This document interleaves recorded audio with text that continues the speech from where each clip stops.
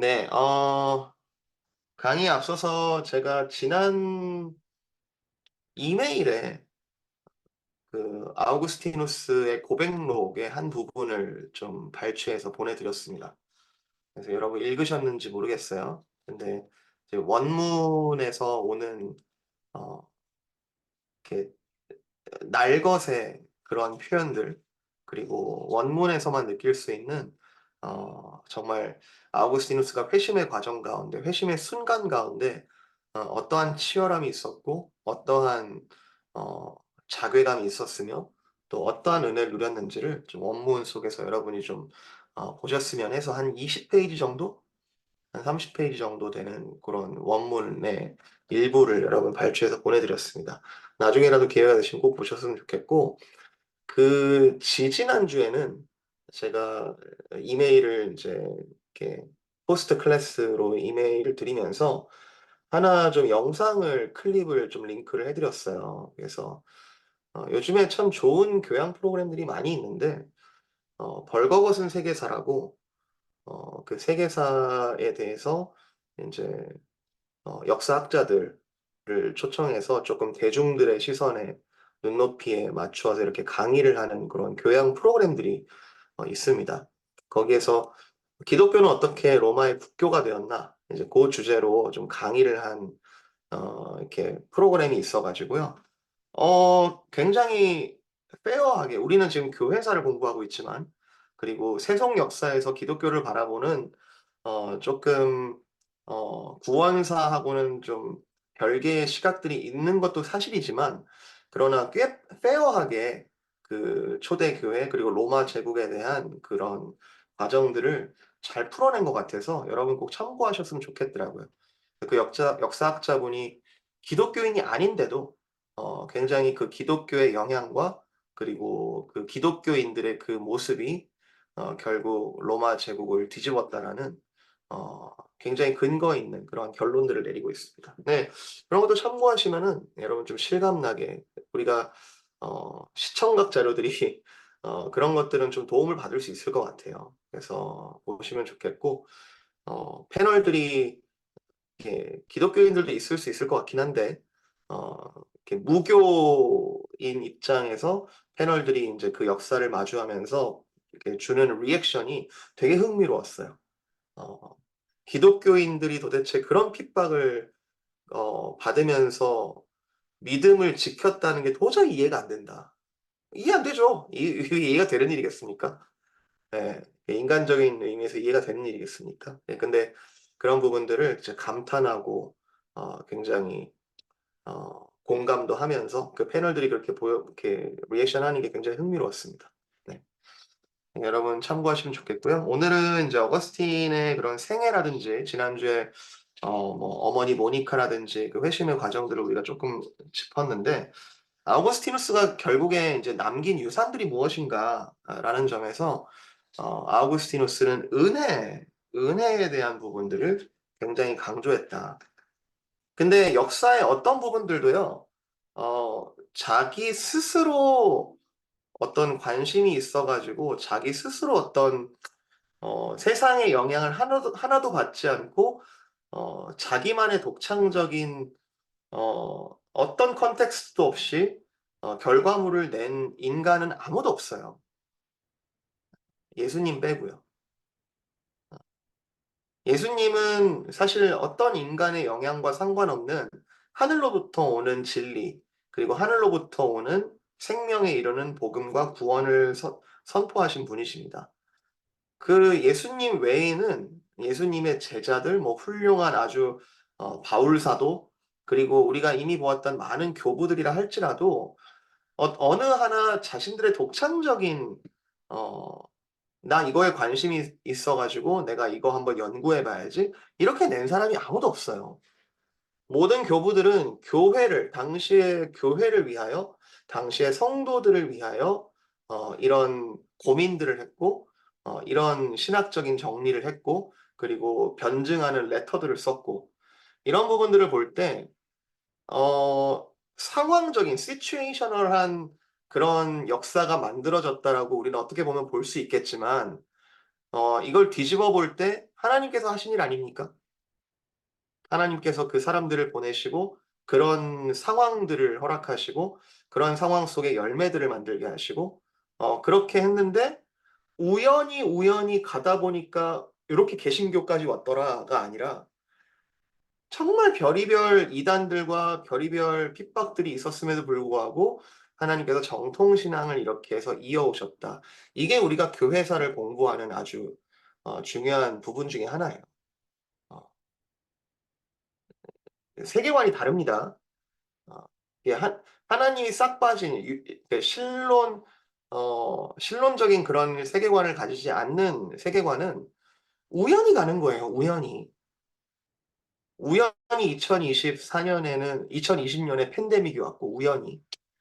그리고 그 팬데믹으로 인해서 인류 역사가 크게 바뀌었고 우연히. 그리고 앞으로도 어떻게 갈지 모르니 우연히 어떻게 갈지 모르니 우리가 할 수 있는 걸 좀 해 보자. 그런 면에서 환경론자들은 굉장히 시니컬하고 부정적인 세계관을 가지고 있죠. '우리 이러다 멸망한다.'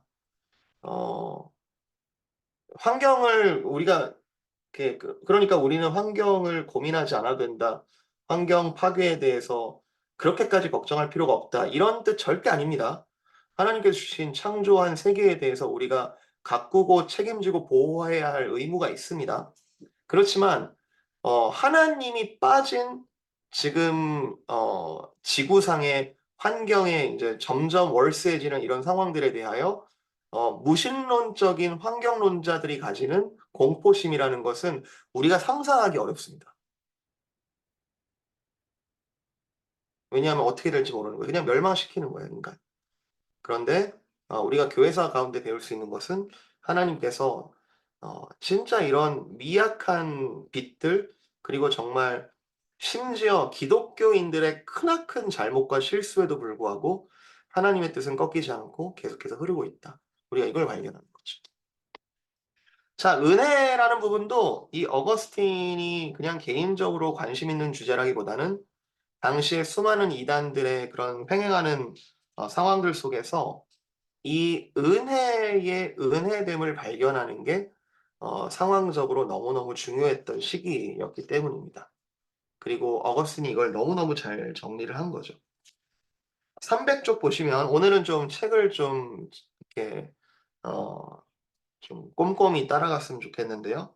300쪽 보시면 은혜란 해서 서방교에서 일어난 중요한 논쟁들 중에 하나는 은혜론 논쟁이었다. 이 논쟁의 쟁점은 구원이 하나님의 은혜에서 비롯되는가 아니면 인간의 자유로운 선택에서 비롯되는가. 둘 중에 어떤 게 은혜겠습니까, 여러분?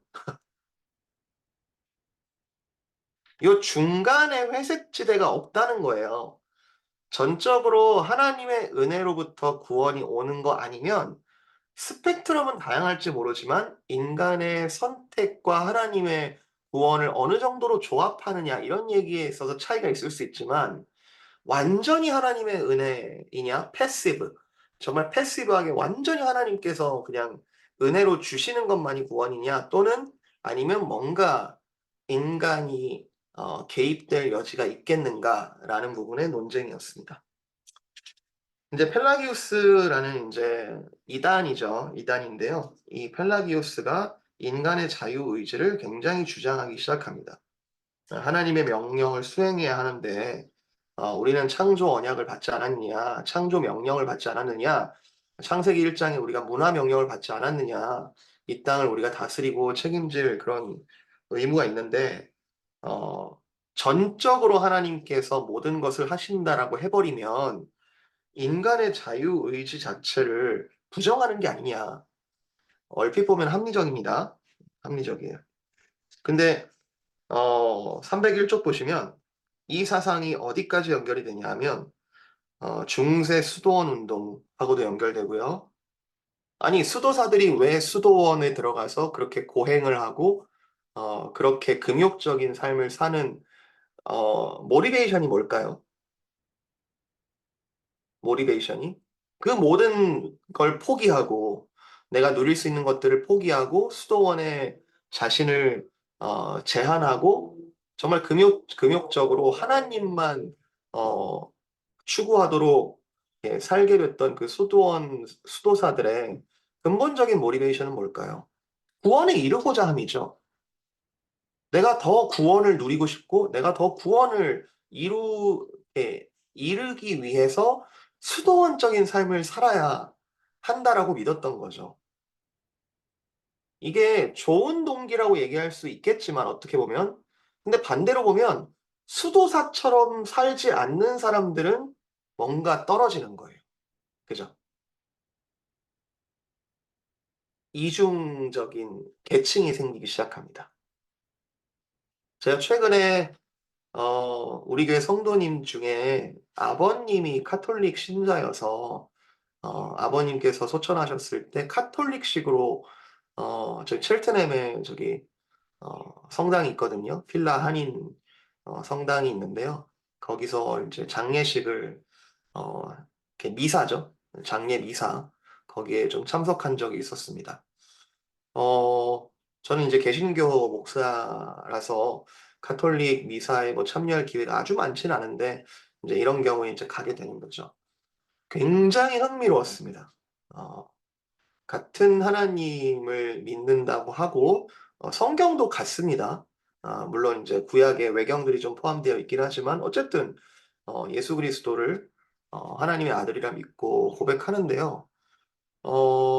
기도를 인제 인도하는 사제가 있습니다.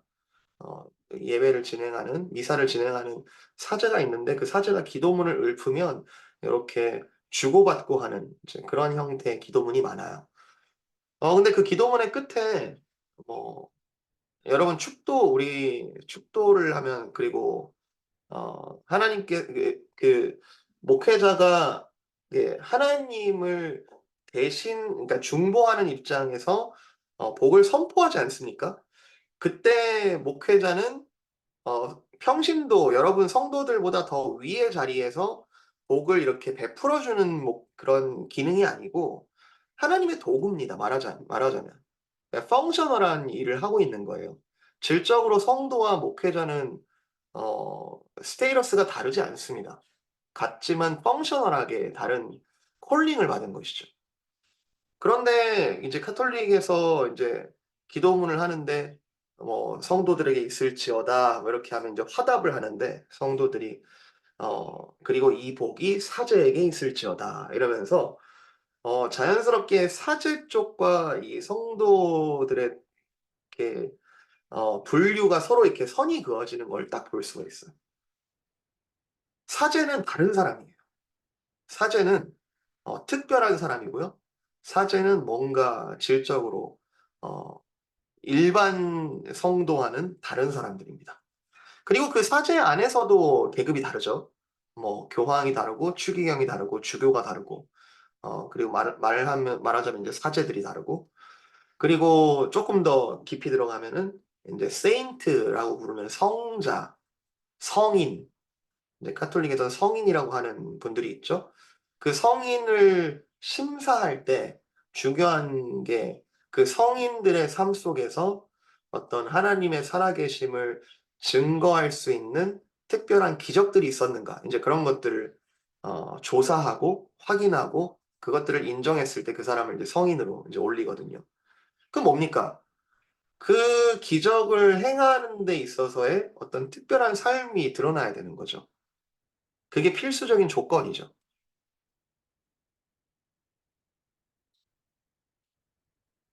보면 수도원 운동도 그렇고요. 로마 카톨릭주의 제가 지금 길게 설명드렸습니다. 그리고 르네상스 인문주의라고 하는 것은 얼핏 보면 기독교와 상관이 없어 보이지만 중세 교회의 어떤 정통 신앙으로 왔던 '전적으로 하나님이 하시는 거야.'라는 것에 대한 반발일 수 있겠죠. 이거를 "이단이다. 틀렸다." 이렇게 부정하기 시작하면 인제 너무 우리도 이원론에 빠지는데요. 그렇지만 인문주의의 핵심적인 사상 안에는 하나님을 거부하고 싶어 하는 동력이 있다는 걸 우리가 부인할 수 없습니다. '이 땅은 우리가 만들어 가는 거다. 이 땅은 우리가 창조하는 거다.' 그리고 16 세기 소찌니주의 뭐 이런 부분들은 인제 나중에 중세 그리고 개혁 교회 4 이런 데를 보면 이제 좀 더 깊이 알 수 있는데요. 어 그리스도의 신성을 부인하죠. 이따가 보겠지만 삼위일체론과 그리스도의 신성, 인성 이런 논쟁들도 뿌리 깊게 들어가 보면은 '하나님께서 모든 것을 하시는가? 아니면 우리가 뭔가를 좀 더 할 수 있는가?' 요 차이에서 비롯되고 있습니다. 그리고 알미니안주의 이건 인제 칼빈주의와 알미니안주의가 아주 급격하게 대립을 했죠. 그리고 20 세기 자유신학. 자유신학에도 하나님께서 우리에게 창조에서 부과한 자유의지를 과도하게 강조하면서 하나님의 신성을 부인하는 데까지 이르는 이제 그런 부분까지도 연결되고 있습니다. 자, 그래서 302쪽 보시면은 핵심 쟁점은 은혜론과 관련된 원죄에 관한 것이다. 인제 결국에 "은혜밖에 안 되더라."라고 이야기를 하려면 왜 안 되는지를 설명해야 되는데 그럴 때 우리가 걸리는 처지는 원죄로 인한 비참한 처지이기 때문에 우리가 은혜 구원에 우리 스스로는 도달할 수 없다라는 이제 결론이 나오는 거죠. 자 302 페이지 밑에 아우구스티누스의 신학을 가리켜서 은혜 신학 (Theology of Grace) 또는 은혜론이라고 합니다. 그래서 아우구스티누스는 그의 체험을 바탕으로 한 성경적 진리를 근거로 은혜론을 말합니다. 자 303 페이지요. 그리스도 안에 있는 그분의 은혜는 성령으로 인해 우리에게 전달되었고 그분이 우리 심정에 심어 주신 사랑으로 인해 증명되는 그분의 은혜는 복음의 중심이 되었습니다.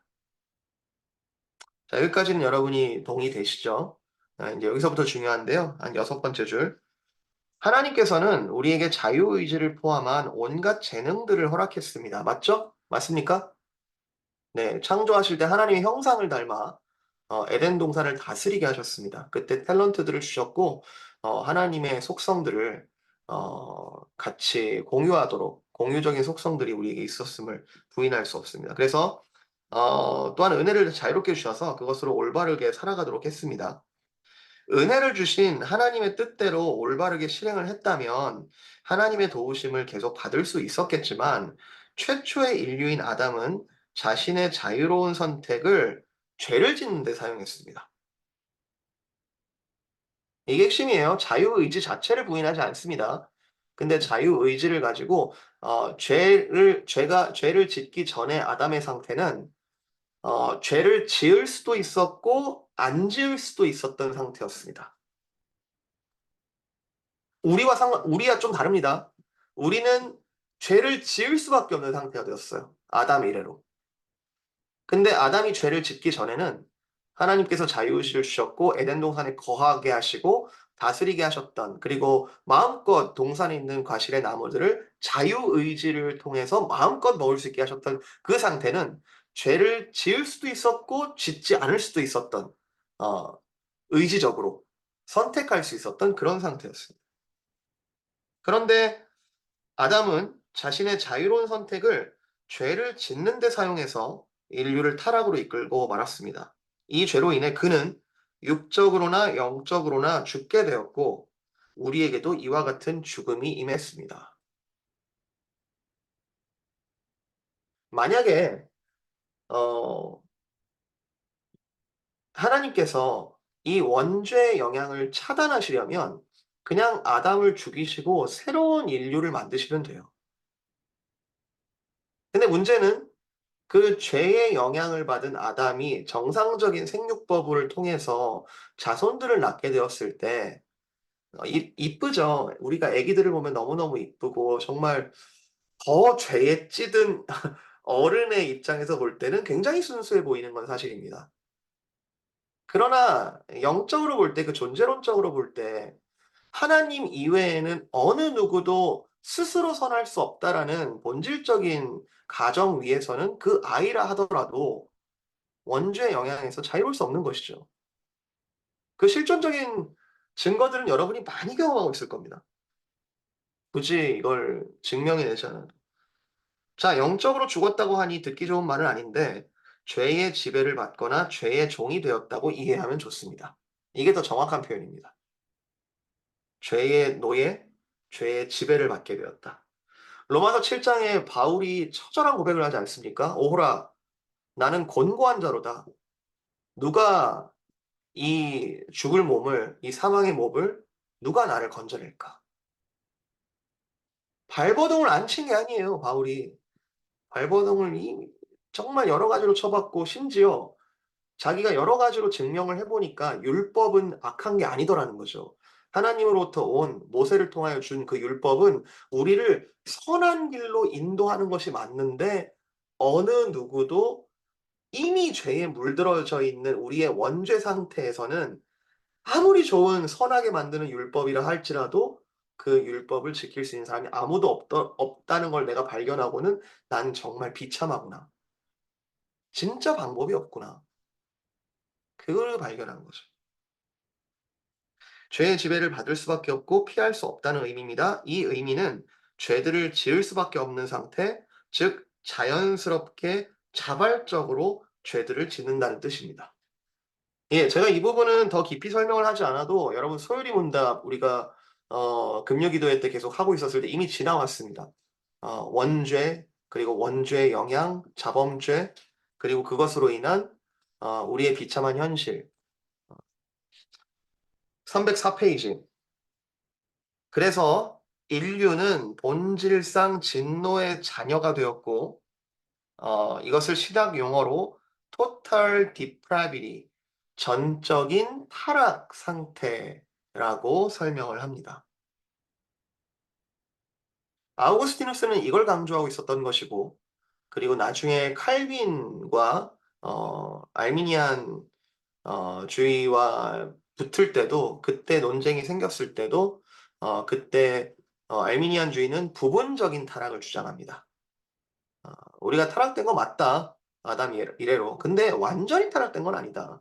우리가 뭔가 하나님께서 우리를 초청하실 때 우리가 이런 표현 많이 써요. 특히 감리교나 이런 데서 많이 쓰는데 하나님께서 손을 내미시면 우리가 잡아야 되는 거 아니냐. 이런 표현 많이 씁니다. 논리적으로는 맞아요. 이거를 상상했을 땐 맞습니다. 아이, 손을 건네셨으면 잡아야지. 그리고 잡는 정도는 우리가 할 수 있는 거 아니야?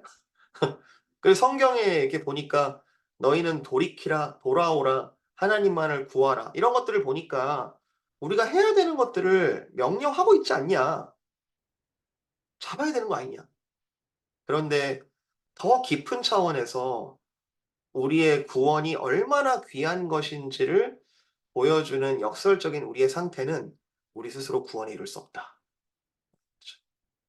Total depravity. 그래서 원죄가 죄들을 짓게 한다. 자, 어쩔 수 없이 죄를 짓는 우리는 결코 스스로 자제하지 못합니다. 이 사실을 아우구스티누스는 머리로만 얘기한 게 아니라 고백록에 그렇게 많이 썼고, 내가 진리를 찾으러 그렇게 헤매지 않았냐. 그리고 심지어 신플라톤주의를 넘어서 기독교의 진리의 빛을 희미하게 발견했을 때조차도 내가 음란과 정욕과 그런 것으로부터 스스로 내가 벗어날 수 없는 내 실존, 내 몸부림치던 사람이 아우구스티누스 아닙니까? 있는 그대로 경험한 것이죠. 자, 밑에서 네 번째 줄.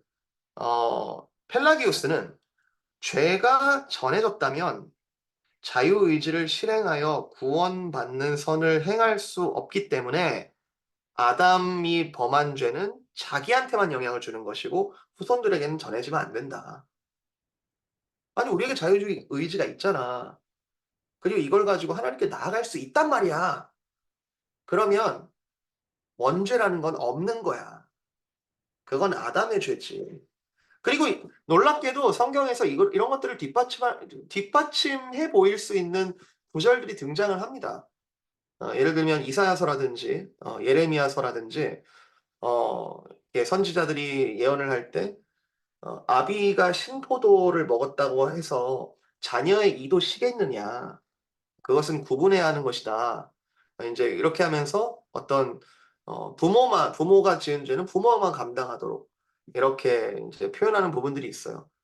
근데 그거는 그렇다고 해서 그 자녀가 자유의지가 있다라는 걸 증명하는 구절이 아니고 전적으로 원죄의 영향 아래 인류가 살아감에도 불구하고 그러나 하나님께서 은혜를 주셔서 각각의 죄만을 담당하게 하시게 한다는 그런 은혜의 말씀인 거죠. 아다르고 어다릅니다. 자, 305 페이지. 존 칼빈의 설명입니다. 굉장히 클리어합니다. 인용구. 우리의 본성은 전적으로 타락해 있기 때문에 우리는 이 타락으로 인해 하나님 앞에서 정죄를 받은 자입니다. 아담의 범죄로 인해 우리가 정죄를 받은 것도 아니고 또 아담이 범한 죄를 우리가 담당하는 것은 아닙니다. 단지 그의 범죄로 말미암아 죄도 없고 심판을 받아야 할 이유가 없는 우리를 저주가 지배하게 되었으므로 죄를 짓게 되었다는 것이죠.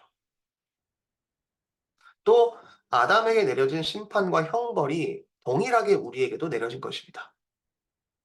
이런 점에서 성경은 모든 사람이 죄를 범하였다라고 선언하고 있고, 심지어 유아들도 세상에 내려진 정죄를 피할 수 없게 되므로 자신들의 죄성으로 인해 형벌을 받게 됩니다. 다른 사람들의 죄성으로 형벌을 받는 것은 아닙니다. 그들이 죄의 열매를 산출하지는 않았지만 그들은 그들 내에 죄의 씨앗을 갖고 있습니다. 네, 이게 원죄, 어, 아우구스티누스는 이 원죄의 영향을 철저하게 드러낸 사람이었어요.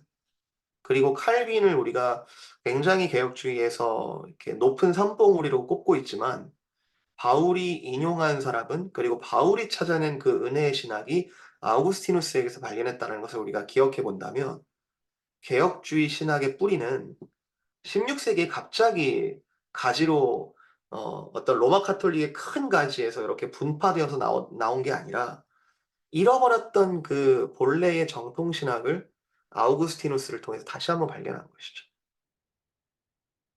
여러분 이 개념이 되게 중요합니다. 로마 카톨릭은 항상 자기들이 장자라고 생각해요. 그리고 개혁교회가 약간 삐딱하게 뭔가 자기들의 정통 신앙에서 반항하고 싶은 그런 욕구에 의해서 분파된 그런 신흥 종교라고 생각합니다. 그리고 어 그런 의식들이 알게 모르게 우리에게도 깊이 어 이렇게 물들어 있는 거를 우리가 적잖이 볼 수 있어요. '우리는 역사가 짧잖아. 우리는 16 세기부터 시작했잖아.' 아니에요 여러분. 아닙니다. 아닙니다.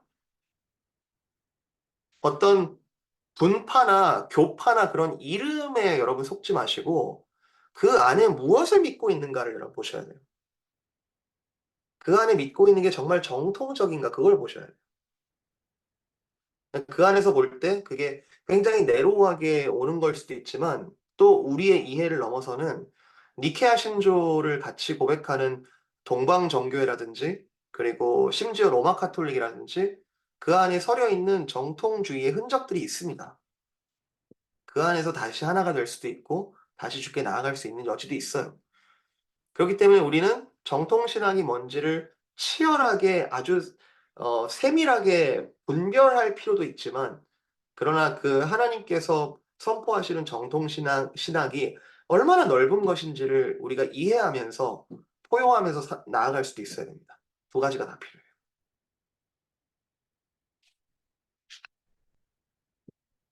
자, 그래서 타락의 결과 요 부분은 제가 다 넘어갈게요. 어 306 페이지, 307 페이지 다 원죄와 자유의지에 대한 설명이고요. 308 페이지 자유의지에 관한 문제는 아우구스티누스에서 그 정점을 이루는데 어 자 310 페이지요. 당신이 죄에 대하여 예지한다고 하여 강제로 죄를 짓도록 할 필요는 없습니다. 당신의 예지는 죄를 지을 것을 분명히 아시지만 그 행위의 원인이 되지는 않습니다. 그렇지 않으면 이것이 일어날 것이라고 예지하지 않았을 것입니다. 이 두 가지 명제, 당신이 미리 안다는 것과 자유롭게 행동한다는 것은 서로 모순되지 않습니다. 자신들의 의지에 의해 죄 지을 사람들을 그분이 예지하시지만 그렇다고 해서 그분이 아신다고 해서 인간을 죄 짓도록 인도하신 것은 아니다라는 뜻이에요. 이해되세요? 하나님께서 우리가 죄 지을 거를 아시죠. 우리의 타락할 본성들을 아시죠. 그렇다고 해서 하나님께서 그걸 책임 있다고 "알았으면 막으셨어야지."라고 그런 비판도 우리가 듣는데, 그게 정말 논리적으로 따져가면은 알았다고 해 가지고 그분이 죄 있는 분이라고 이야기할 수 있는가? 아니다라는 거죠. 근데 인간은 끊임없이 "내가 죄인이다."라는 소리를 듣기 싫어해요. 그래서 하나님뿐만 아니라 다른 누구에게 책임을 지우려고 할 수만 있다면 책임을 지우려고 그래요. 나는 살아날 길을 계속해서 강구하고 누군가를 죽여서라도 내가 살 길을 찾는 게 인간의 죄악된 본성의 증거 중에 하나죠.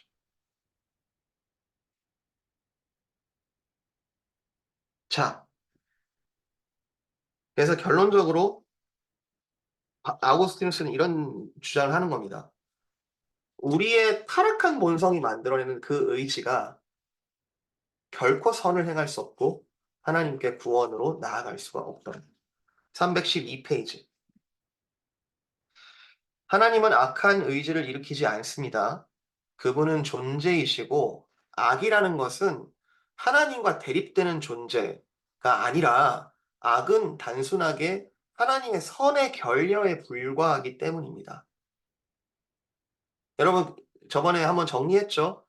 악을 하나님과 대립되는 관계로 상정하는 순간 우리는 이원론에 빠집니다. 유인실론이라는 패러다임은 하나님이 계시거나 계시지 않거나로 우리가 패러다임을 나누는 거죠. 존재이신 그분은 선한 선택의 근원이 되시지만 악한 선택의 원인은 존재와는 반대되는 결핍 또는 무에서 비롯됩니다. 죄를 짓도록 하는 것은 하나님이 안 계신, 하나님의 선이 빠진 무이기 때문에 자유로운 행동입니다. 그 책임은 나에게 있다는 거예요. 자발적으로 행동하는 존재가 그 행동에 대해 책임을 져야만 합니다.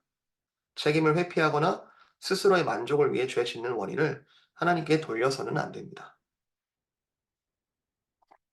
이런 생각과 이런 정리와 이런 논리를 펼 수 있게끔 하나님께서 인도하신 거겠죠? 그죠? 사도 시대에 바울을 세우셨다는 것처럼요. 자, 312 페이지 밑에 인제 연약한 의지와 은혜. 근데 이제 펠라기우스 한번 보세요. 펠라기우스는 인간의 자유 의지를 평가절하하는 표현을 싫어했습니다. 인간은 선을 선택하는데 자유로울 수 있다고 믿었습니다. 아우구스티누스의 고백록, "당신께서 명하시는 것을 알리시고 당신께서 원하시는 것을 명하소서."라는 문구를 매우 싫어했다. 그러니까 전적으로부터 하나님으로부터 온다는 것을 인정하기 싫은 거예요. 그렇게 믿었을 때 인간들은 하나님께서 모든 것을 하시니까 하나님께 모든 책임을 미루면서 자기가 해야 될 거를 안 한다라고 생각한 거죠. 굉장히 수동적인 삶을 살게 된다라고 펠라기우스는 보았던 거예요.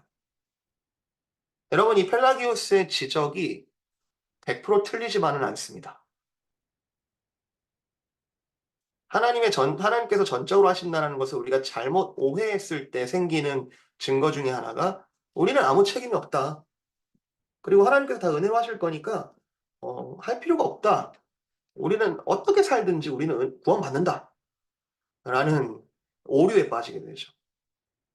그게 곧 이 아우구스티누스가 정말 찬란한 귀한 은혜의 신학을 발전시켰음에도 불구하고 이게 변질되는 것이 중세교회죠. "너는 세례 받았잖아. 너 세례 받았어 안 받았어? 너 구원 받은 거야." 아주 단순화시켜서 얘기를 해 버리는 거죠. 자, 313 페이지 중간에요. "사람은 자유의지를 악하게 사용함으로 그것과 자신까지도 파멸시키고 말았습니다. 자신을 죽일 때 자신을 죽이는 자는 살아 있지만 자신은 살아 있을 수 없고 생명을 회복시킬 수도 없기 때문입니다. 인간이 자유의지로 죄를 범할 때 죄는 승리하고 인간은 선을 행하는 의지를 상실하고 맙니다." 이제 확실하게 아우구스티누스의 스탠스가 보이죠? 자유의지가 있다라는 거 내가 부정하지 않는다. 그러나 선을 행하는 의지가 우리에게는 없어졌다. 자, 넘겨보세요. 314페이지. 타락한 인간은 죄를 짓는데 자유롭고 죄 지을 수밖에 없는 노예, 즉 죄의 종일 뿐입니다. 노예라는 말이 굉장히 듣기 싫어가지고 우리가 거부할 수 있는데 죄 짓는데 자유로웠다. 요게 포인트예요. 죄 짓는 데는 마음껏 자유하더라. 이에 반해 구원받은 의인들은 그리스도의 노예, 즉 의의 종이 됩니다. 그분으로 말미암아 자유롭게 선을 행하는 것이 진정한 자유입니다. 우리는 하나님께서 우리를 형성하시고 새롭게 창조하실 때 진정한 자유를 갖게 됩니다. 단순한 인간들이 아닌 선한 사람들로 새 창조를 하시는 거죠. 이것은 예수 그리스도 안에서 새로운 피조물이 되는 것이며 그분의 은혜로 말미암습니다. 되게 익숙한 표현들인데요. 사실은 뜯어보면은 오직 그리스도로만 우리가 은혜를 받는다라는 강력한 교리를 설파하고 있습니다.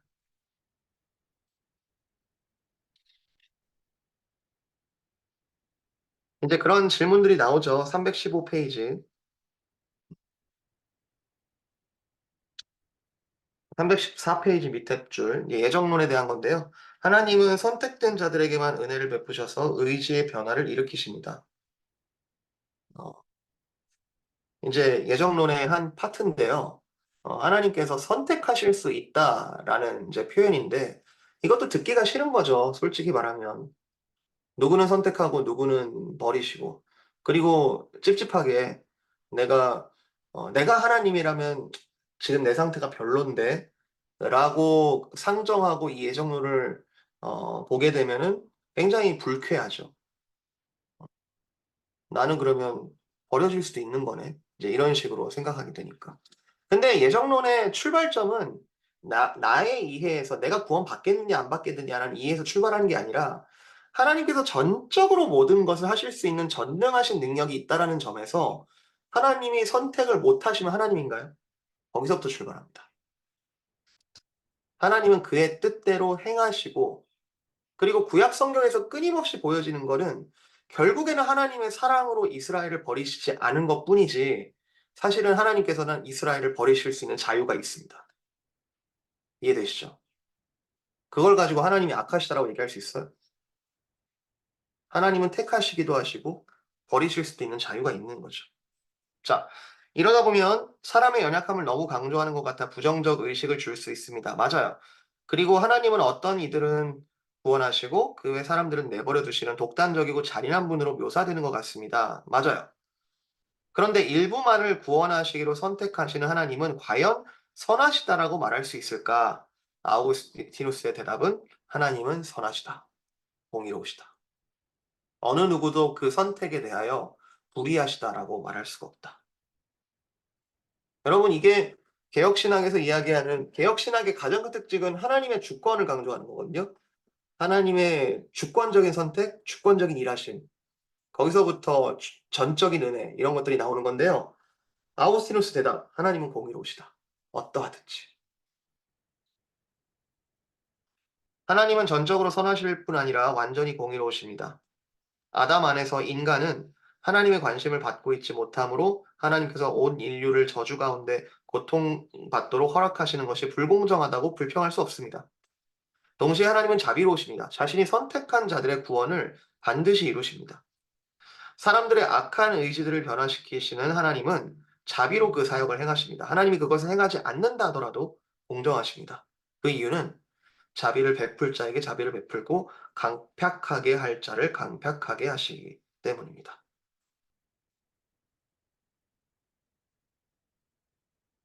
여기서 사실 하나님이 불의하네, 공평하시네, 좀 착하시네, 자비하시네, 우리가 판단할 수 있는 존재가 아니라는 것을 우리가 기억하는 게 중요해요.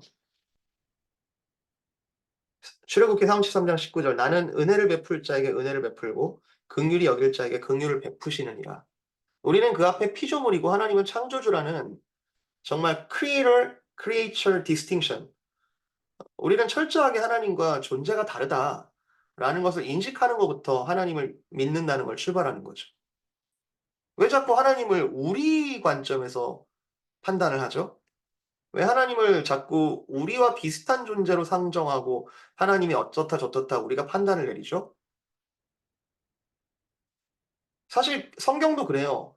우리가 하나님을 알 수 있는 방법이 없습니다. 하나님께서 알려주셔서 아는 거죠, 전적으로. 이게 당연한 것 같은데 아우구스티누스는 당시에 많은 이단들과 부딪히게 되는 거죠. 316페이지. 그러므로 예정론을 오해하는 두 가지 경우가 있는데 하나는 모든 것에 대한 책임을 하나님께 돌리는 것이고 다른 하나는 인간이 할 일이 없으니 게으르고 무책임하게 되는 것입니다. 예정론을 잘못 이해하면 하나님이 다 알아서 하셨으니까 모든 책임은 하나님께 있다는 식으로 오해할 수 있습니다. 펠라기우스도 이런 오류에 빠져서 아우구스티누스의 수동적인 은혜론을 이해할 수 없었습니다. 매사를 수동적이 아니라 능동적으로 받아들이게 하려면 하나님께서 미리 정하시는 것이 없어야 한다고 억지 주장했습니다. 펠라기우스는 운명과 예정을 구분하지 못했기 때문에 터무니없는 주장을 했다. 옆에 317페이지 넷째 줄 운명론은 자신의 미래를 이미 알고 있기 때문에 짜증나고 불쾌한 것이지만 예정론은 미래에 대해서 하나님은 아시지만 우리는 알 수 없다라는 것에 대한 인정입니다. 그리고 여기에 대해서 우리가 "나는 구원받았어. 난 막 살아도 돼. 하나님 하신댔잖아." 라고 말할 수 없는 게 모르기 때문에 그래요. 예정론에 예정론은 하나님이 일하시는 방식이고 하나님의 주권의 논리적인 결과인데 그 예정의 끝을 우리가 몰라요. 그러면 우리가 마음 놓고 살 수 있겠습니까? 아니 여기서의 마음 놓고라는 거는 우리가 그냥 어 '하나님 안 믿어도 돼. 아이 어차피 우리 구원하시기로 하셨어.' 이런 식의 오만함이 아니라는 거죠. "너희는 항상 깨어 있으라." 왜 말씀하시겠습니까? 끝은 모른다. 아버지와 아들도 아버지만 아신다. 천사와 아들도 모른다. 그리고 하나님이 정하셨다면 인간이 그릇 행해도 책임을 물을 수 없다는 억지 주장을 펴는데 이것도 오해입니다. 하나님의 비밀적인 섭리를 모르는 상황에서 우리는 가타부타하지 않고 자신에게 주어진 일에 최선을 다할 수 있습니다. 결정된 것을 미리 안다면 게을러지겠지만 운명론, 모르기 때문에 우리는 긴장할 뿐입니다. 하나님께서 일부러 감추어 두셨죠. 그죠? 그리고 감추어 두시고 우리를 모르게 하시는 것은 곧 creator distinction. 하나님과 우리의 존재를 또 나누는 하나의 큰 부분이겠죠. 그렇다고 해서 또 하나님이 안 가르쳐 줬다고 해서 또 뭐라고 할 수 있나요, 우리가? 하나님을 비판할 수 있나요? 아니다. 하나님은 공의롭고 선하신 분이시다. 우리에게 가장 최선을 허락하시는 분이시다. 분명한 사실은 하나님에 대한 지식을 정확하게 조금이나마 안다면 그분의 비밀적인 섭리를 우리가 신뢰하게 될 것이고 자발적인 순종의 삶을 살 수 있다는 것이죠. 그러니까 구원에 이르는 조건과 구원받은 자로서의 정체성을 혼동하면 우리가 큰 오류에 빠지게 됩니다. 근데 많은 교회들이요. 뭔가 은혜에 의지하지 않고 교회로서의 어떤 힘이 빠지는 모습이 보이거나 교회가 뭔가 무너지고 있으면 '우리가 무슨 노력을 해야 될까? 뭘 하면은 하나님이 좀 같이 일하실까?'라는 부분에 생각들을 하고 있습니다.펠레기안주의죠. 사실은 그때 할 수 있는 건 전적으로 하나님께 엎드리고 그의 뜻을 묻고 회개하는 것뿐 아니겠습니까? 저희가 지금 수요일마다 수요 성경 읽기가 인제 구약을 좀 쫙 거의 읽었어요. 거의 리뷰를 끝났는데 지금 인제 막판을 읽고 있어요. 에스라서 내일은 인제 에스라서 후반부랑 느헤미야서 앞부분을 좀 인제 읽을 예정에 있는데요. 에스라와 느헤미야 대단한 리더입니다. 바벨론 포로가 돌아올 때에 정말 어 이제 '우리가 앞으로 어떻게 살아야 되나? 하나님을 어떻게 섬길 수 있을까?' 70 년이라는 시간이 흐르면서 많은 것들을 잊어버리고 많이 어두워져 있는 영적으로 어두워져 있는 자들에게 에스라라는 학사 또는 율법 학자 제사장이 나타나서 하나님은 이걸 원하신다 알려줬고 느헤미야도 대단한 리더십을 발휘했습니다. 그런데 그것이 하나님을 만족시키는 일이었나요? 하나님을 만족시켜서 우리가 이렇게 하면 하나님께서 돌아오실 것이다. 이거였나요? 에스라가 한 일은 우리가 하나님께 돌아가자. 엎드리자. 그분을 인정하자. 그분의 은혜를 다시 구하자. 그것뿐이었어요. 은혜를 다시 구하자. 그러면 은혜가 없었단 얘기인가요? 아니요. 우리를 돌아오게 하신 이 은혜에 감사하며 엎드리자. 계속 엎드리자. 그거거든요. 그리고 나서 은혜를 구하고 은혜를 발견하다 보니까 우리 안에 있는 죄성과 버려야 할 것들이 드러나는 거죠. 이방인들과 결혼했던 그 모든 것들을 다시 한번 정리하고 그리고 정말 회개하겠다라는 그 놀라운 언약식들을 다시 한번 일으키죠. 그거 다 뭐다? 하나님의 은혜다. 근데 318페이지. 이 흥미로워요. 318페이지. 펠라기오스는 380년경 로마가 거룩한 도시일 거라고 기대하고 방문했는데 그러나 도덕적인 방종을 일삼고 있는 로마인들의 실상을 목격하고 충격을 받았습니다. 당시 로마는 게르만족의 하나인 서고트족의 침략으로 혼란 상태에 있었고 펠라기우스가 로마에 왔을 때는 서고트족이 다뉴브 강을 건너서 로마 제국으로 침략해오는 상황이었습니다. 로마 제국은 4세기에 기독교를 수용했지만 일반인들은 여전히 기독교 문화에 적응하지 못하거나 기독교를 정치적인 목적으로 이용하고 있었습니다. 명목상의 기독교인이었지 로마인들의 삶은 기독교와 거리가 멀었습니다. 로마인들은 여전히 이교적이고 퇴폐적인 삶을 살았습니다. 아우구스티누스가 사실 훨씬 전에 그랬죠. 굉장히 진리를 찾아 헤맸지만 뭐 자기도 동거하는 여인들이 있었고 어, 이미 사생자가 있었고 이들의 삶을 보고 의분에 찬 펠라기우스는 이거 아니다. 이거 아니다. 엄격한 윤리적 기준이 필요하다고 느껴 이것을 회복하는데 전력을 다하였다. 319페이지. 그래서 그의 메시지는 신학적이라기보다는 실천적인 도덕적 충고에 초점을 두었고 윤리성을 회복하기 위해 인간의 책임을 강조했다. 펠라기우스는 금욕적인 생활태도, 도덕적인 엄격성 때문에 대단한 존경을 받았습니다. 정통신앙에 반해 인간의 자유의지와 노력을 강조하고 구원에 있어서 은총의 중요성과 가치를 부정하게 되었다. 여러분 동기가 되게 상당히 좋지 않습니까? 만약에 여러분 기쁨의 교회 가운데 정말 이 하나님 나라로서의 모습을 보이지 않고 잘못된 모습들을 보였을 때, 아, 우리 이거 아니야. 이렇게 살면 안 돼. 우리 이렇게 예배하면 안 돼. 하면서 좀 의로운 목적들을 가지고 좀 갱신하고 다시 한번 개혁하는 그런 모습이 나타난다면 좋은 거 아닙니까, 여러분? 예? 그때 은혜를 구하는 모습은 뭐예요, 그러면? 펠라기우스가 동기가 나쁘지 않다니까요. 근데 뭐가 문제죠? 그 모든 동기가 아무리 좋다 하더라도 그것을 행하는 의지와 그리고 그것을 행하는 모습들에 있어서 철저하게 그 역사 또한 하나님께서 전적으로 행하시는 것이다 라는 것에 대한 의지가 없는 거죠. 아, 의존이 없는 거죠. 복종이 없는 거죠. 저는 그 말씀이 떠올라요.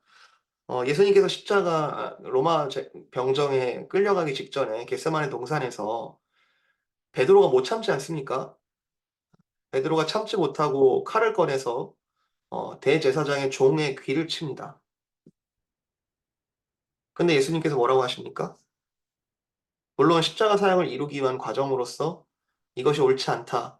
내가 기도하면 하늘의 천군 천사 12군단이라도 지금 보내주시지 않겠느냐. 그러나 내가 말씀을 이루려 한다.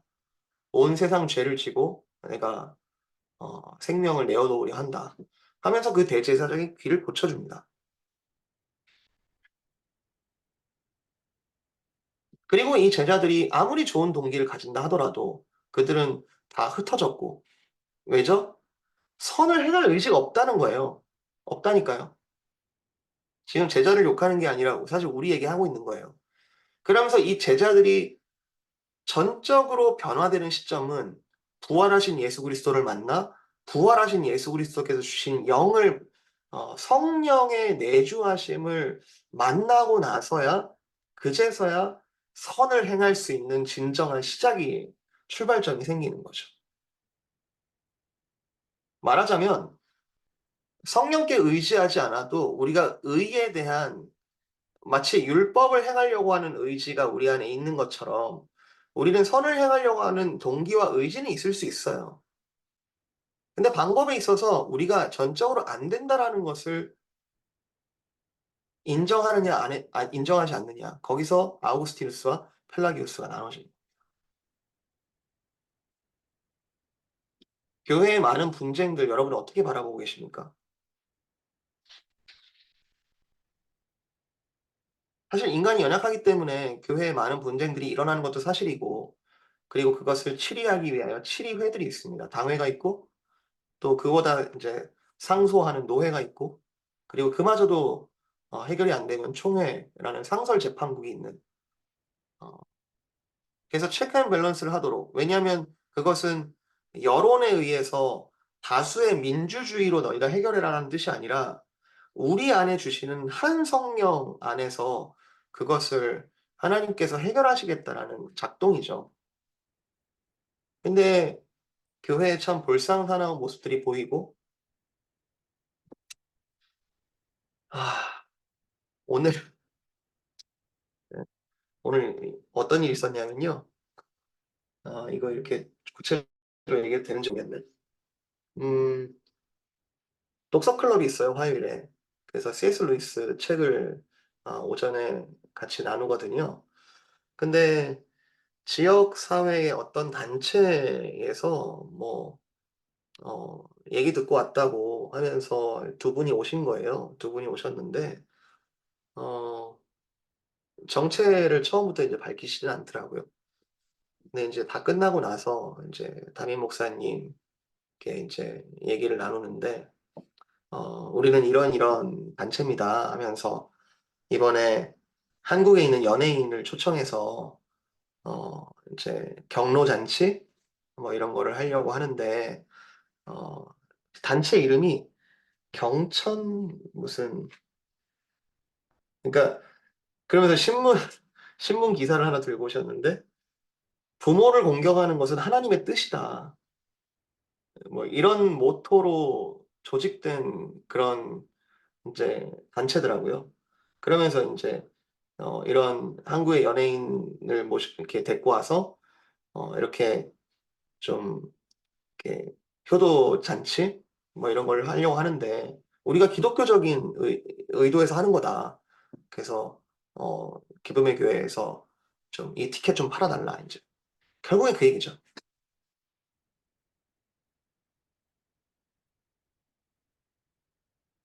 이럴 때 좌절을 느낍니다.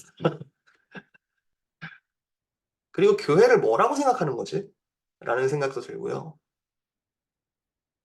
지역 사회에 우리가 선을 긋고 지역 사회가 하는 일들에 대해서 우리가 동참하지 말자. 교회는 교회다. 교회에서 하는 행사만 하자. 이런 뜻은 아닙니다, 절대. 근데 의도가 너무 거기에는 하나님의 은혜가 없어요.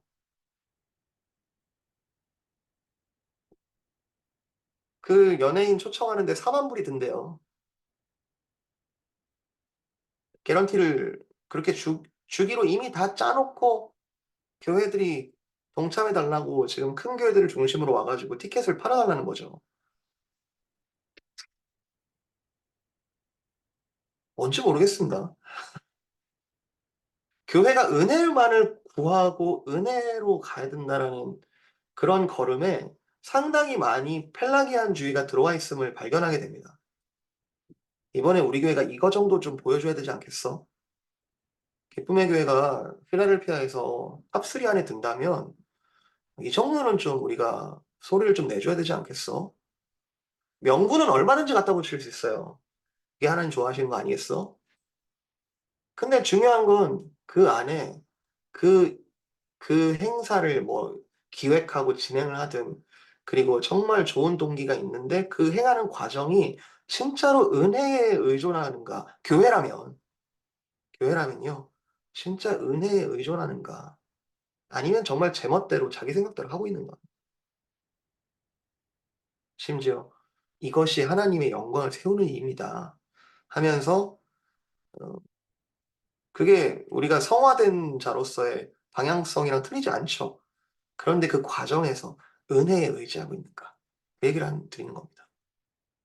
여러분 가정은 어떻습니까? 가정. 우리가 진리를 발견하고 나니까 점점 '아 이렇게 살아야 되는구나. 우리가 이렇게 행해야 되는구나.' 이렇게 보여요. 그죠? 점점 알게 돼요. 그리고 내 힘으로 해 보려고 하는 때도 있어요. 그런 선한 동기들이 올라와요. 그런데 그 과정이 이제 제 얘기 하는 겁니다. 제가 목회자니까.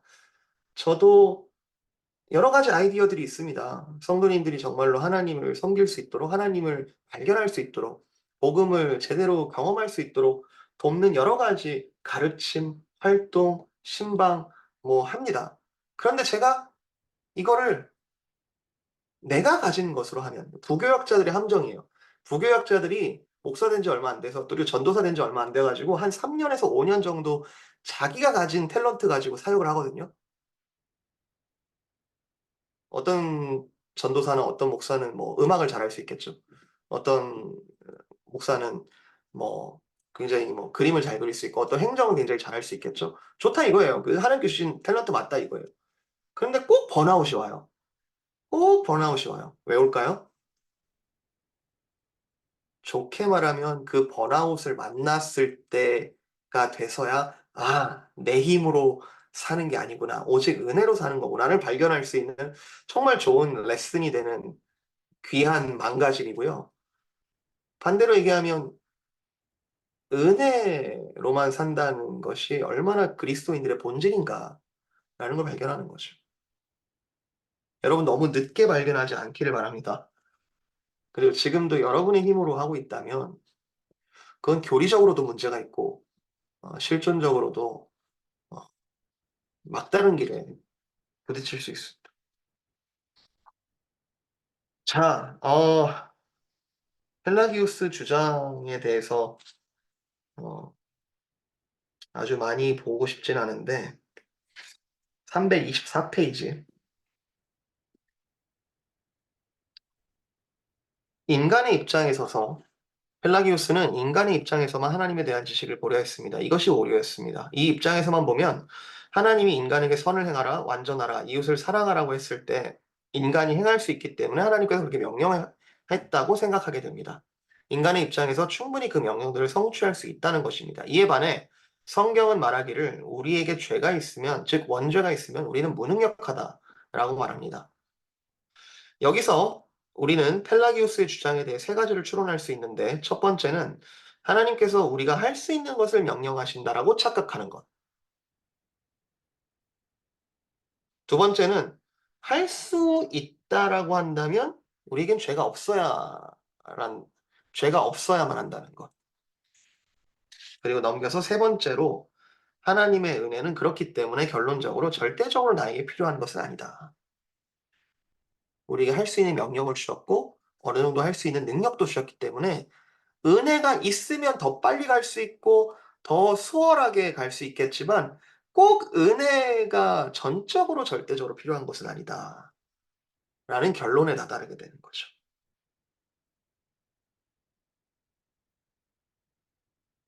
펠라기우스가 여기서 강조하는 것은 인간의 의지입니다. 인간이 해야 한다는 것. 자신의 의지가 중요하지 죄인이기에 할 수 없고 은혜를 주셔야 할 수 있는 건 아니라는 점입니다. 하나님은 인간을 죄 없는 상태에서 태어나게 했기 때문에 죄에 억눌려서 힘들어하거나 죄를 없애려고 고군분투하지 말고 그냥 행하면 된다라는 것입니다. 죄인이라는 거 너무 오래 묵상하지 말고 just do it. 해라 좀. 하면 은혜 주셔. 계명을 행해라. 의지를 가지고 행하면 되고 그러면 천국 갈 수 있다. 자신이 의지를 가지고 행하지 않아서 천국 못 가는 거지 마음만 먹으면 천국에 갈 수 있다. 되게 대단한 이단 같아 보이지만 교회에도 많이 물들어 있는 것을 볼 수 있고요. 제가 이전에 사역했던 교회가 참 펠라기안주의였다라는 것을 다시 한번 또 기억하게 합니다. 열심, 열심. 특히 인제 임직자 요즘에 임직자 교육하고 또 장로님들 세우는 과정이 있고 임직자로서의 우리가 부르심을 받을 때에 정말 주님께 마음껏 섬기고자 내어 드리고 싶은 마음들이 있죠. 있는데 아까 제가 고백했듯이 내 힘으로 하게 되면 항상 문제가 되죠. 이런 사상은 여전히 교회에 영향을 줍니다. 교회에서 100일 동안 기도하면 하나님이 복을 주실 거라 말하고 새벽 기도에 나오면 고시에 합격한다라고 말하는 교회들이 있습니다. 사람들이 이런 얘기를 듣고 교회당에 나와 열심히 기도합니다. 근데 문제는 불합격하거나 기도대로 이루어지지 않으면 그다음에 무슨 생각을 해요? '아 내가 믿음이 부족했어. 제대로 기도 안 했어.' 그렇다고 하면서 모든 책임을 스스로 또는 기도한 자에게 돌리는 경우가 있습니다. 이럴 때 오히려 죄책감만 가중되고 그러면서 하나님을 더 두려워하면서 하나님 앞에 나아가지 못하고 은혜를 받으려고 더욱 애쓰지만 양심의 자유를 누리지 못하게 됩니다. 이러한 주장과 사상은 처음에는 기대치를 갖거나 호기심을 가지고 열정적으로 행하기 때문에 그럴듯하게 보이는데 나중에 가면 갈수록 우리로 하여금 죄에 눌려서 참된 은혜를 맛보지 못하도록 만듭니다. 제가 기쁨의 교회에 와 가지고 가장 오래 고민했던 지점이 여기였습니다. 아니 왜 이 교회는 이렇게 자발성을 강조하지? 어느 정도 좀 할 만한 사람들이 있고 어느 정도 할 만한 좀 탤런트가 있는 분들은 어 아니 이제 교회에 정말로 추수할 게 너무 많은데 정말 일꾼들이 너무너무 필요하고 추수할 것들이 너무너무 많은데 다 이해하지 못하더라도 일을 하면서 경험하는 은혜들이 있지 않나?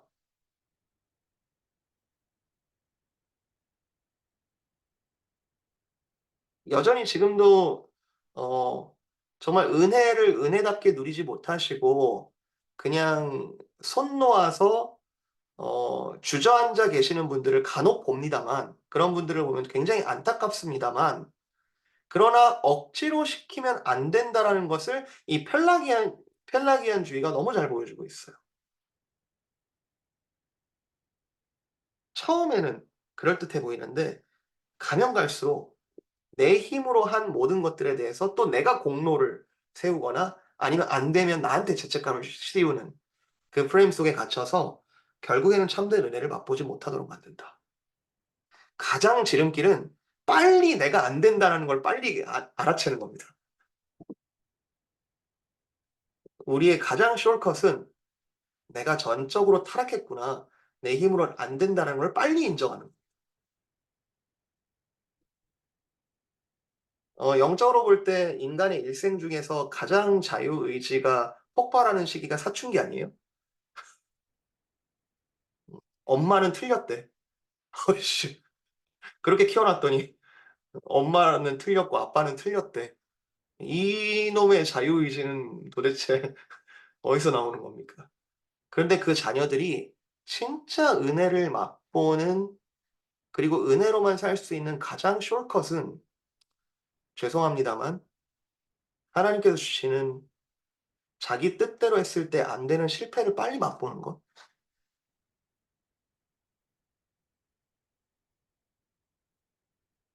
여러분 그게 젊은이들의 실패입니까? 아니요. 멀리 보면 너무너무 은혜 아니에요? 그리고 우리가 아우구스티누스라는 그런 스토리도 우리가 고백록도 봤지만 정말 하나님을 모르고 창창 잘 나가고 정말 제멋대로 사는 게 진짜 행복일까요, 여러분? 겉으로는 그럴 수 있게 보이나 참된 은혜로부터는 멀어져 있다. 자, 아 요 부분이 되게 핵심일 것 같습니다. 이 326 페이지 이 마지막 어 단락인데요. 자, 그렇다면 사람은 하나님의 은혜만 바라고 아무 행동도 하지 말아야 할까요? 주어질 때까지 기다려야 하는가 하는 문제에 대해서 아우구스티누스는 그때가 어느 때인지를 우리가 모르기 때문에 우리는 지속적으로 우리의 일을 자발적으로 행하고 자발적 나왔죠. 자발적. 자발적으로 행하고 하나님은 하나님의 일을 행하신다라고 말합니다. 이거 되게 중요합니다.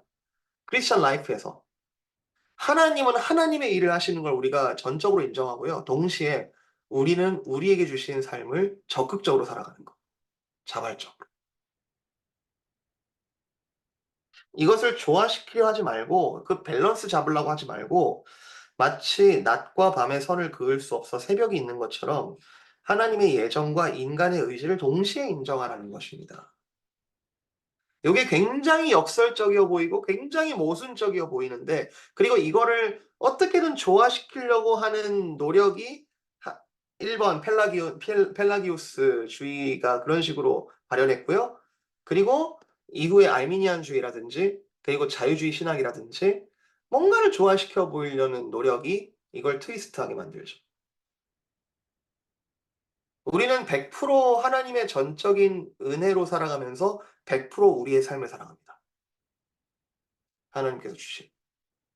나는 나의 일을 열심히 하고 하나님은 하나님의 사역을 하시는 것을 동시에 인정하는 것인데, 어디까지가 나의 의지고 어디까지가 하나님의 사역인지를 따지기 시작하면 그때부터 잘못된 사상으로 빠지는 것입니다. 여러분, 요 스탠다드를 가지시고 이단 또는 이단적인 사상을 분별하시면 굉장히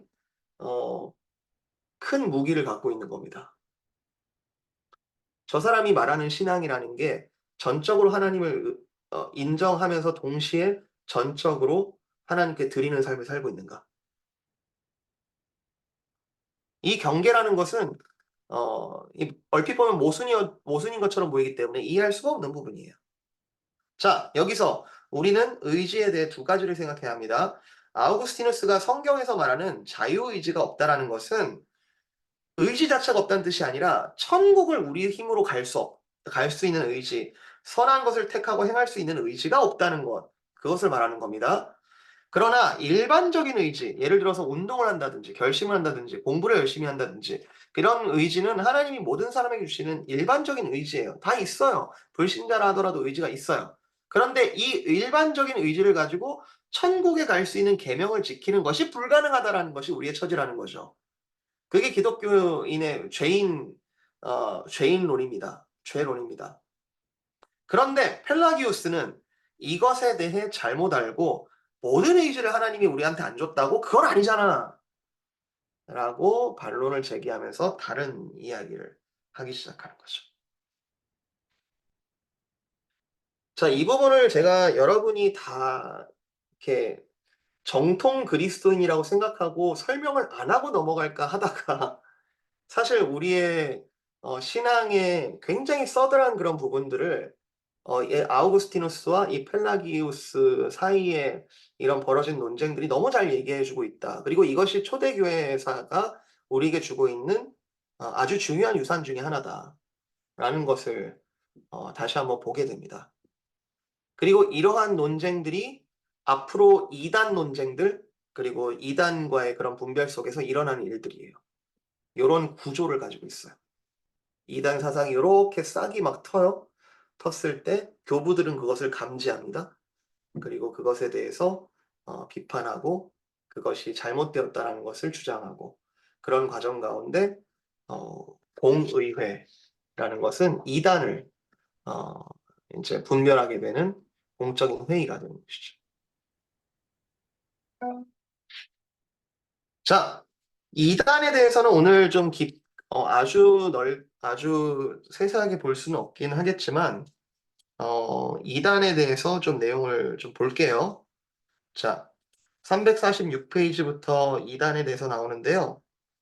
어 아까 여러분 그런 얘기 제가 말씀드렸죠.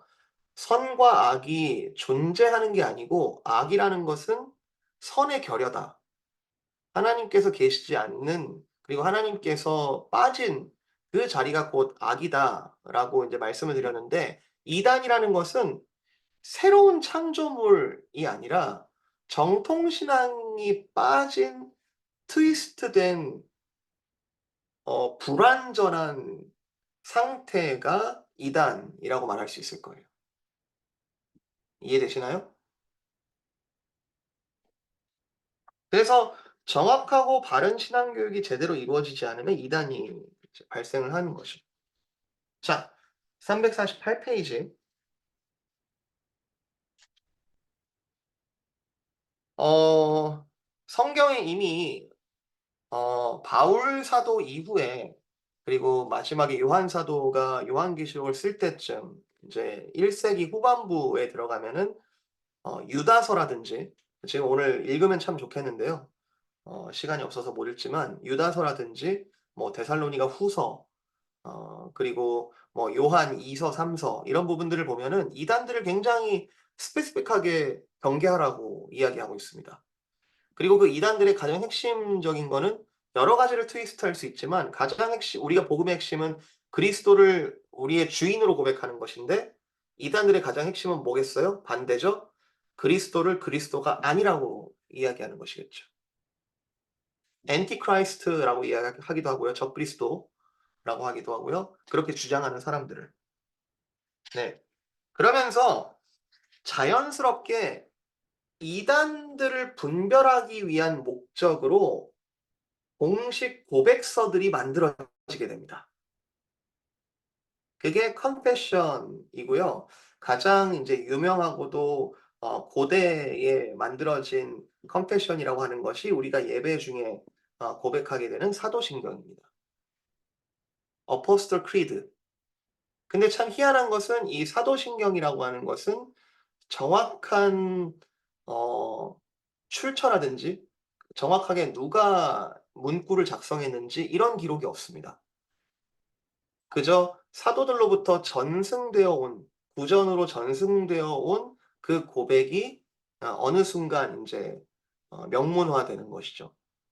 그래서 여기서 이 책에서 인제 이 교수님이 주장하는 것은, 이 주장이에요, 주장. 정확하게는 몰라요.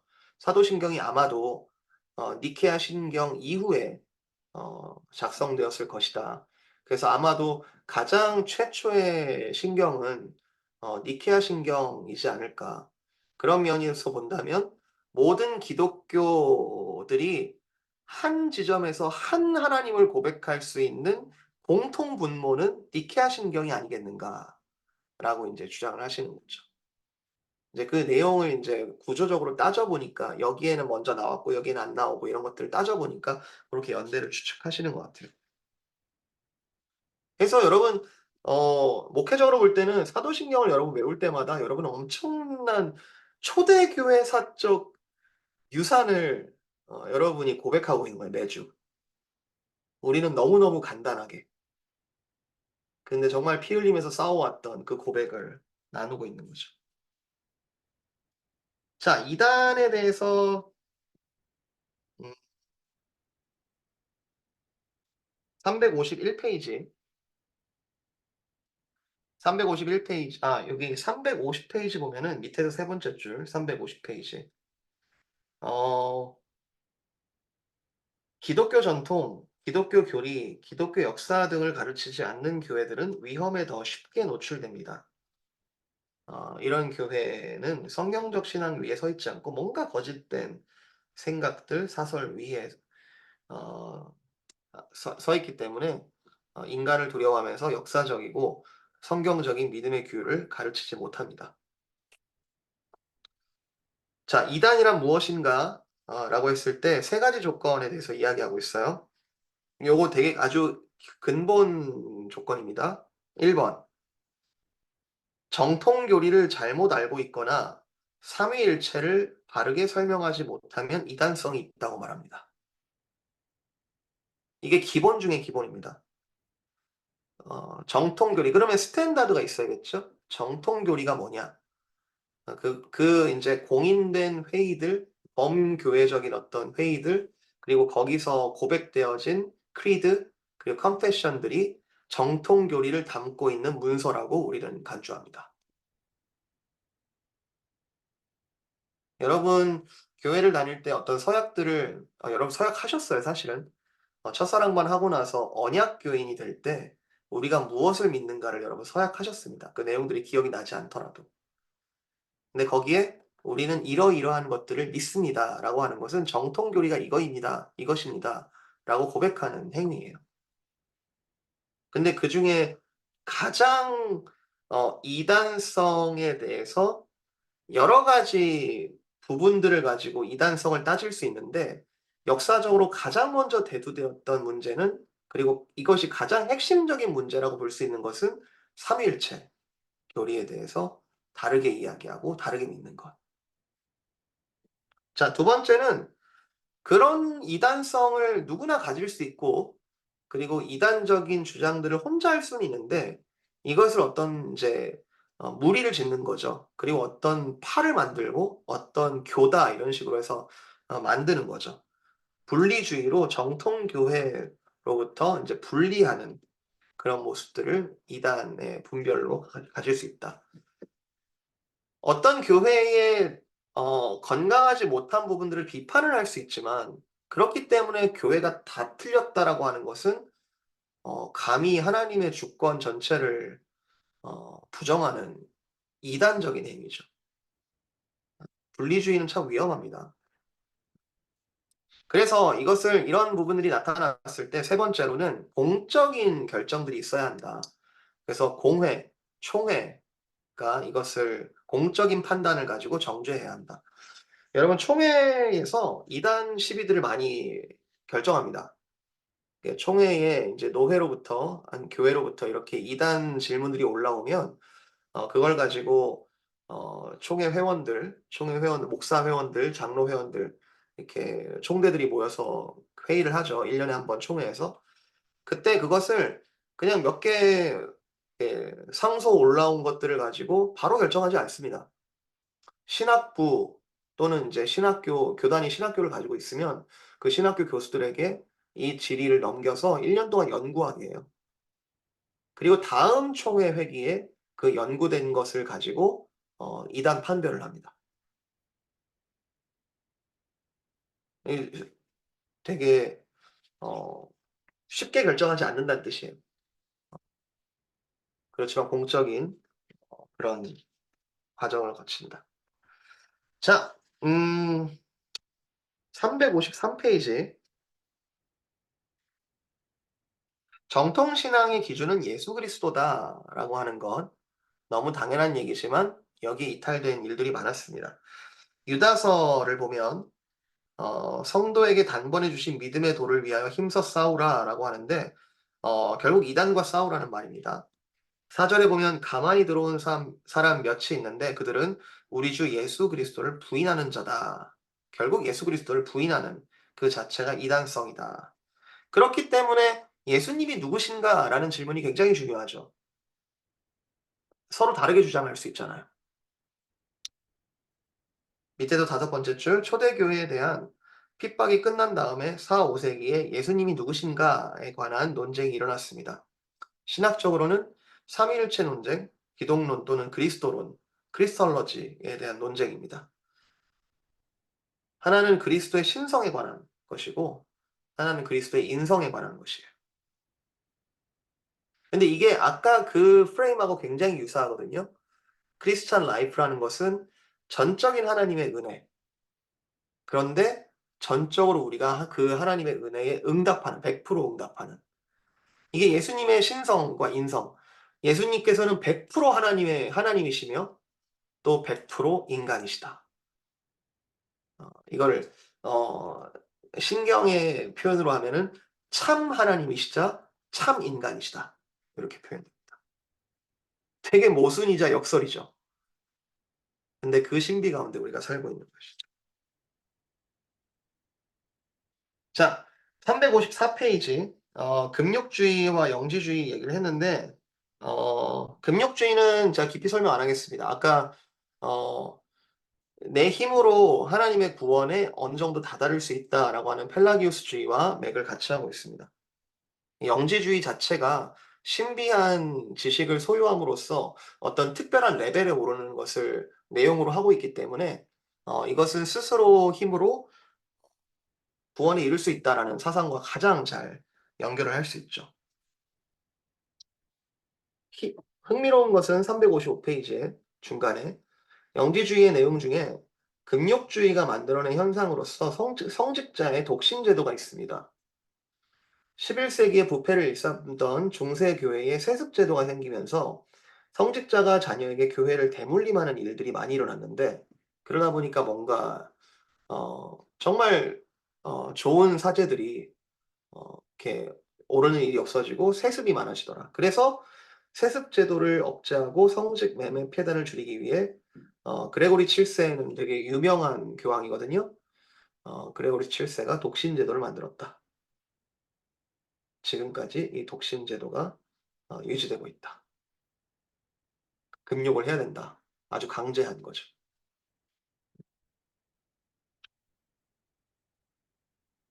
음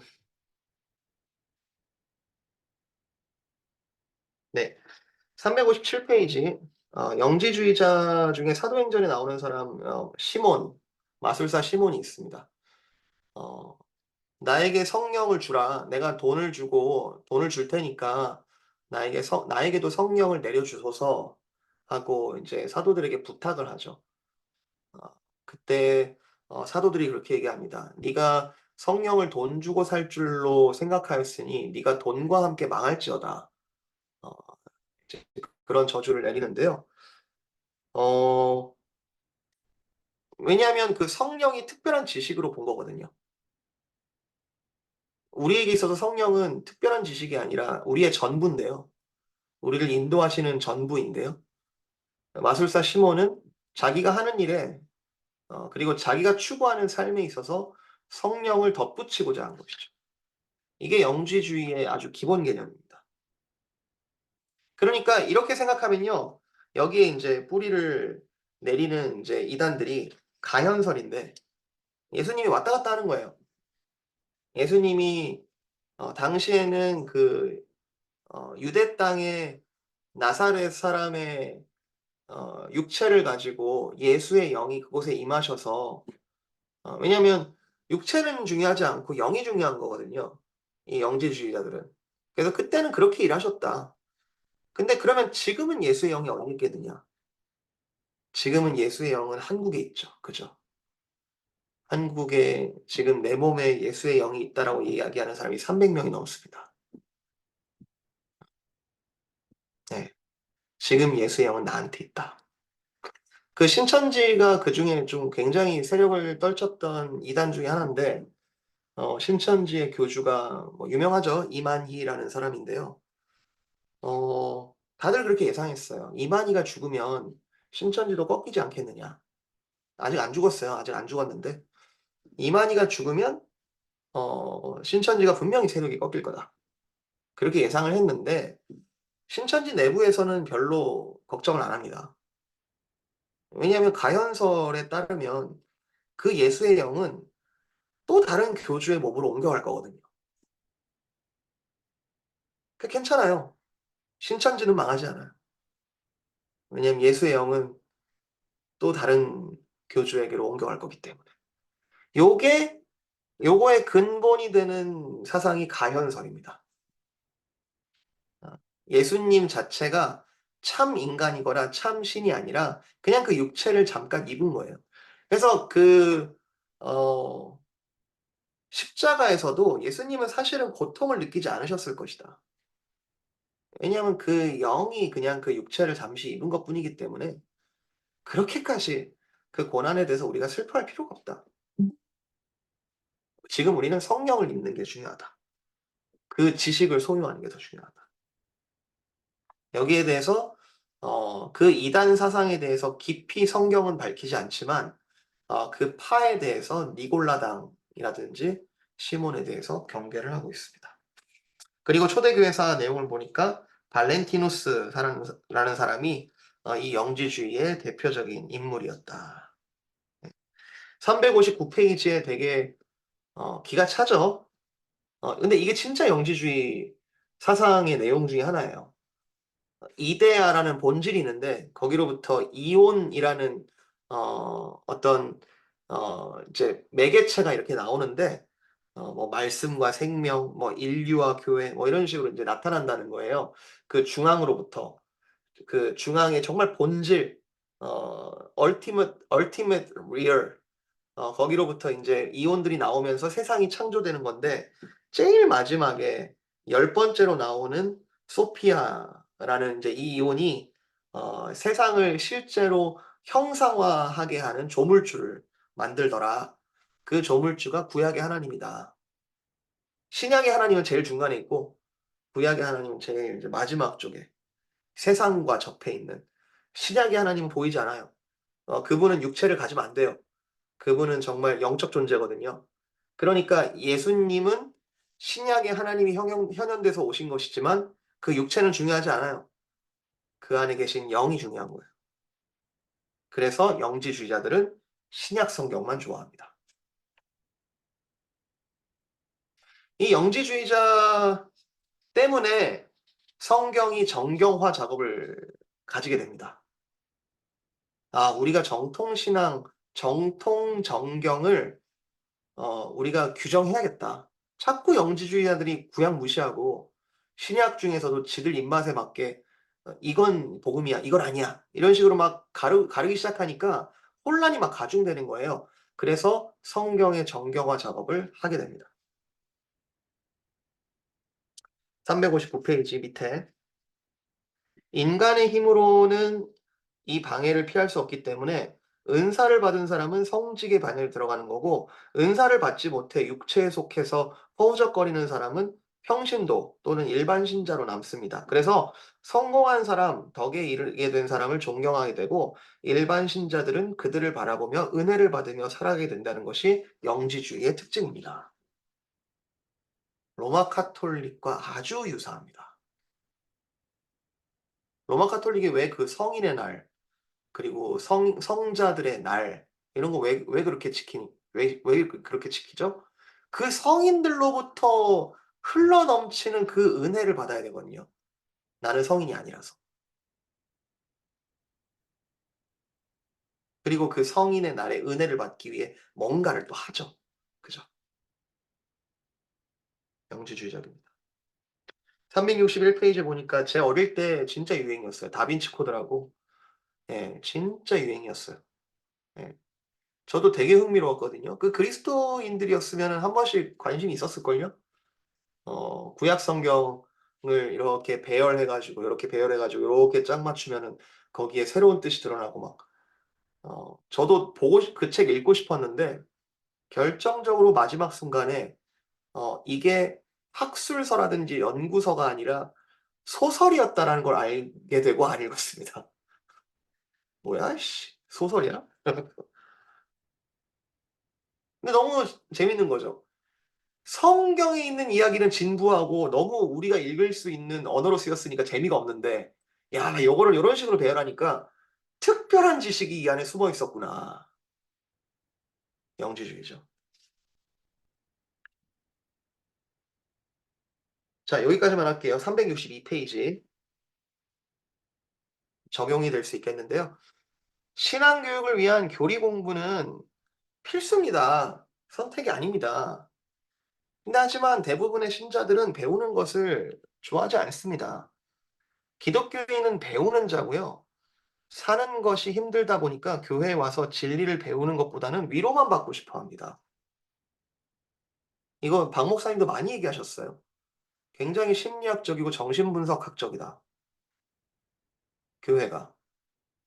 죄에 대해서 이야기하는 거 되게 불편하게 여기고, 어 세상적인 방법은 유희를 통해 고통을 일시적으로 잊게 합니다. 이에 반해 성경적인 방법은 진리를 배우고 깨달음으로 누구도 앗아갈 수 없는 생수와 같은 기쁨을 영속적으로 얻게 합니다.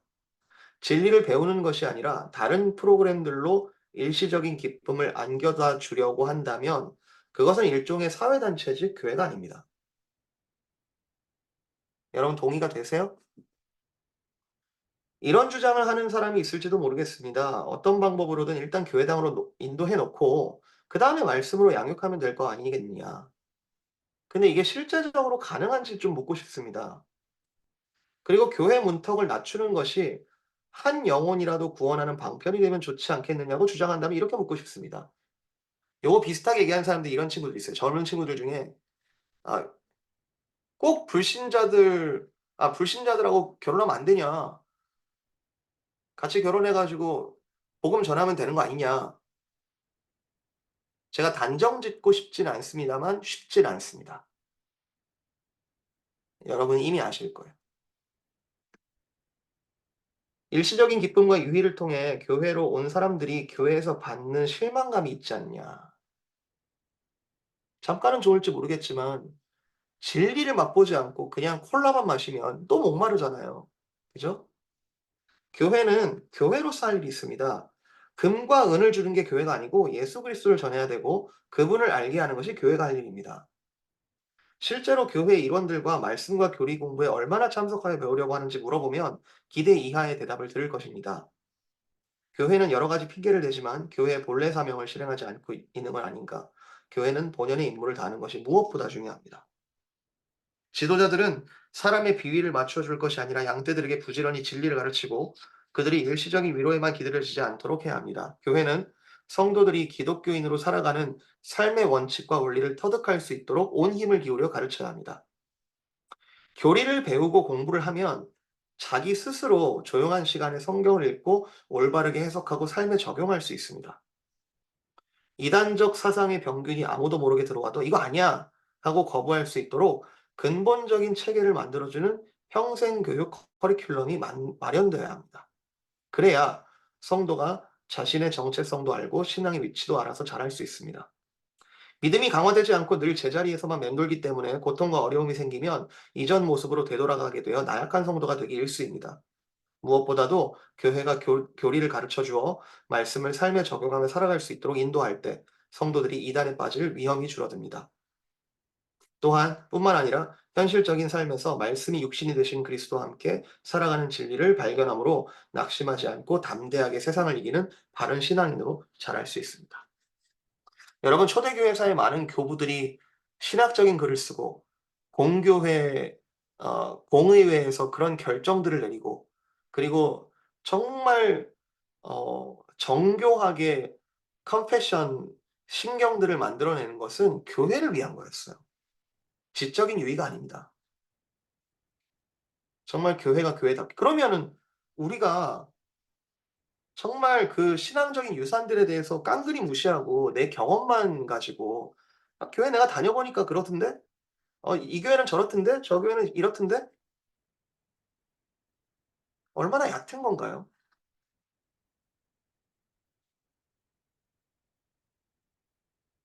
얼마나 얕은 건가요? 오늘도 그런 얘기했어요. 저희 교역자 회의가 화요일에 있는데요. 교역자 회의를 하면서 IGM, 유스 아이들 특히 이 유스 아이들이 어 자기가 이 세상에 부딪히면서 드는 여러 가지 변증적인 질문들이 있단 말이에요. 그런 질문들에 대해서 이번에 인제 다음 주가 유스 컨퍼메이션이 있습니다. 유스 아이들이 인제 자기 신앙 고백을 통해서 입교하는 세례받는 그런 시간인데요. 그때 그리스도가 누구신지 자기한테 누구인지를 고백하게 되어 있는데 그 과정이 성경을 읽고 교리를 공부하는 그런 과정이 동반되지 않습니까? 그때 여러 가지 이 아이들이 하는 질문들에 대해서 그걸 불경하거나 굉장히 복음적이지 않다라고 해서 걸러내는 그런 작업을 교회가 하는 게 최종적인 목적이 아니고 그런 질문들에 대해서 복음적으로 같이 고민해 주고 무엇이 옳은 것인지를 말할 수 있는 가르칠 수 있는 그런 커리큘럼이 교회에서 있어야 되는 게 제일 그게 중요한 거 아니냐. 오늘 몇 명 왔고 오늘 몇 명이 뭐 누구랑 친하게 지냈고 그런 것들은 부수적인 일 아니냐. 그게 본질은 아니다. 이 아이들이 치열하게 고민을 하고 정말 대학을 가면 진짜로 사회에 나가는 건데 그전에 진짜로 올바른 정통 신앙, 정통 가치관, 정통 그런 교회관 그리고 자기 삶에 대한 그런 것들을 고민하고 치열하게 배우며 그렇게 나아가는 커리큘럼을 이 교회가 어떻게 할까? 뭘 더 할 수 있을까? 우리가 어떤 지혜가 필요할까? 그런 고민들을 많이 나눴었습니다.